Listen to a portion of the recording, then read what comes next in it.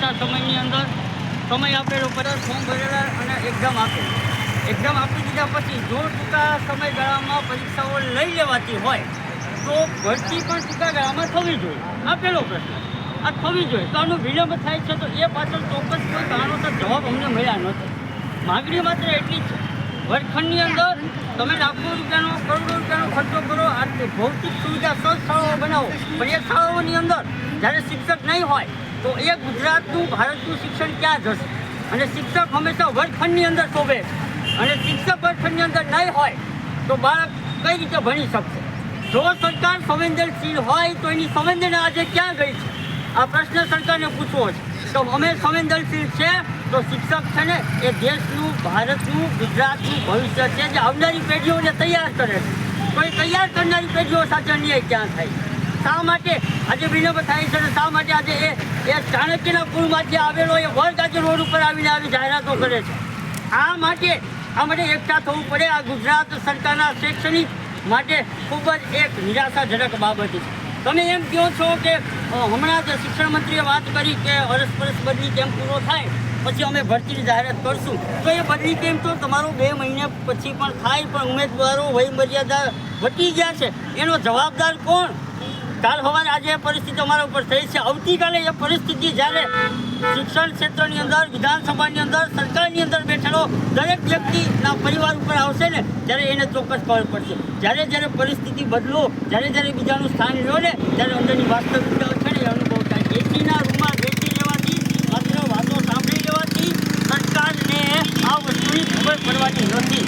આ કેટલા કિલોમીટરથી અમે આવ્યા છે, અમે અમારો હક લેવા આવ્યા છે, અમે અમારી માંગણી લેવા આવ્યા છે. અમે ટેટ પાસ કરી છે, એ પણ મહેનત કરીને કરી છે. અમે કોઈ ચોર લૂંટારાઓ નથી, અમારી મહેનત કરી છે અને મહેનતના ફળ દ્વારા અમને ચોક્કસ ફળ મળે. તમે કેલેન્ડર બહાર પાડો છો 13,000+ની, તમે કેલેન્ડર કોઈ જ શિક્ષણ મંત્રાલય કેલેન્ડર બહાર પાડે છે કે આટલી જગ્યાઓ ખાલી છે. હવે એ તમે કેલેન્ડર બહાર પાડીને અમારી સામે જગ્યા આપી તો ભરવામાં શું માંગો છો?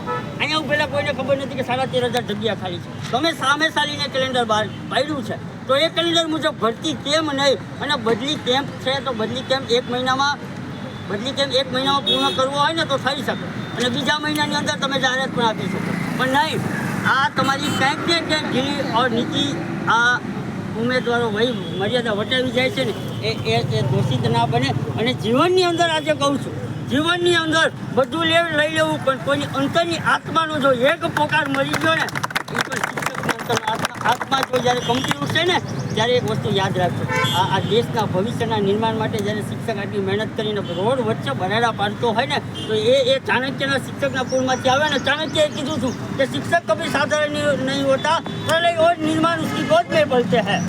અને ધારીએ ને તો આ કરીએ. અમે ગાંધીજી માર્ગે અમે શિક્ષક છે, અમે આ દેશના નાગરિક છે, અમારાથી એવું હળવું પગલું ના ભરાય એટલે અમારે પ્રેમપૂર્વક આદર, સન્માન, લાગણીના ભાવ સાથે જે માનો એ ભાવથી કદાચ શબ્દો ક્યાંય વિખરાઈ ગયા હોય, શબ્દો કદાચ બોલવામાં કંઈક શબ્દો અઘરા પડતા હોય તો માફી પણ માગીએ છીએ, પણ આ વેદનાને સમજો. આ વેદના આજે નહીં સમજો ને કાલે વાર તમારા પરિવાર ઉપર આવશે ને ત્યારે સમજાશે કે એ લોકો સાચું કહેતા હતા. જાહેર કરો, જાહેર કરો,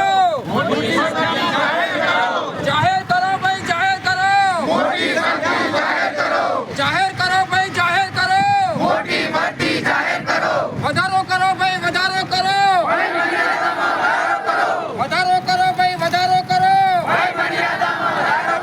વધારો કરો ભાઈ, વધારો કરો, જાહેર કરો ભાઈ, જાહેર કરો, જાહેર કરો ભાઈ, જાહેર કરો,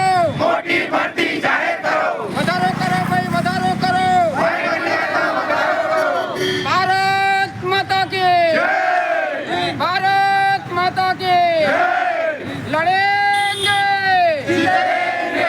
લડેંગે, और लड़ेंगे, और लड़ेंगे. અને છેલ્લી એક રિક્વેસ્ટ એ છે કે ભલે બધી કેમ પૂરો થાય પછી તમે ભરતી કરો પણ અત્યારે ચોક્કસ આંકડો આપો. અત્યારે નોટિફિકેશન જાહેર કરી દો કે આટલી ભરતી અમે કરશું. અમે એ માગીએ છીએ અત્યારે તો અમે અમારા આગળનું પ્લાનિંગ, અમારા જીવનમાં અમારે આગળ શું કરવું ને એ નિર્ધાર આના ઉપર અમે લટકાઈને બેઠા છીએ.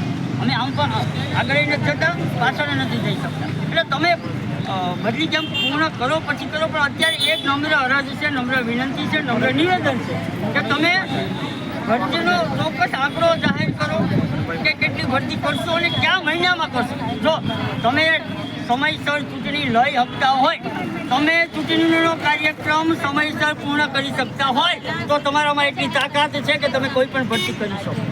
આટલી તાકાત તમારામાં છે તો ચૂંટણી સમયસર થાય તો ભરતી કેમ નથી? આ ભરતી એટલે બાળકોના ભવિષ્ય માટે છે. અમારી માંગ તો છે, અમારા ભવિષ્ય તો છે, પણ સામે બાળકોનું ભવિષ્ય પણ જોવા સરકારને, શિક્ષણ મંત્રાલયને, શિક્ષણ મંત્રીને એક નમ્ર વિનંતી, નમ્ર અરજ કે વહેલી તકે ભરતી જાહેર કરો, તાત્કાલિક ભરતી જાહેર કરો, મોટી સંખ્યામાં ભરતી જાહેર કરો, વય મર્યાદામાં વધારો કરો. આટલા શબ્દોને ખાસ એક નમ્ર વિનંતી સાથે બધા ઉમેદવારો વતી આપ સમક્ષ આ રજૂઆત નથી, અંદરની લાગણી છે, અંદર જે કંઈ છે આજે બહાર ઠાલવીને તમને કહીએ છીએ. અસ્તુ, જય હિન્દ, જય ભારત.